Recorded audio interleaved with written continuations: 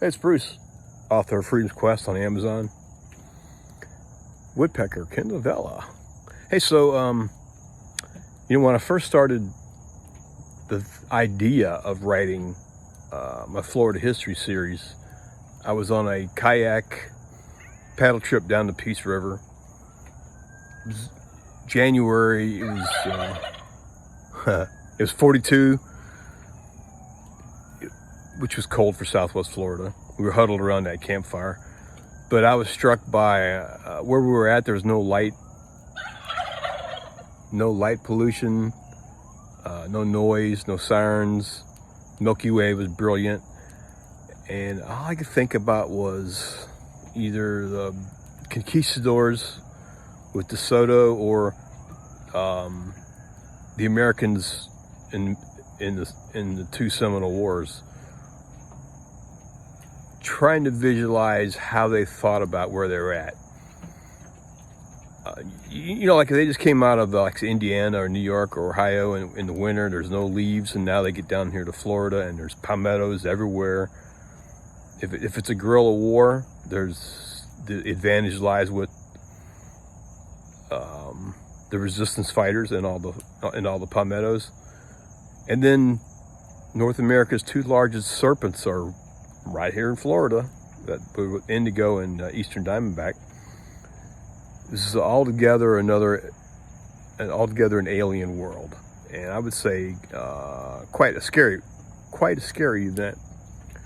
And here's a good example of how scary. In the recordings of DeSoto's rampage through the southeast, there's a one passage that struck me. There was the Army had like their hero, their best fighter, and one of the Spanish soldiers threw his spear into the bushes at a noise. The same way that deer hunters fire shots without seeing what they're looking at.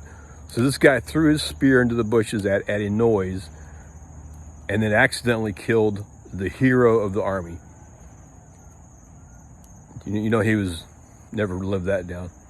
But the point is, so imagine how scared is this conquistador, where he's going to throw his weapon at a shadow in the bushes, at an unseen, just something, or maybe a noise.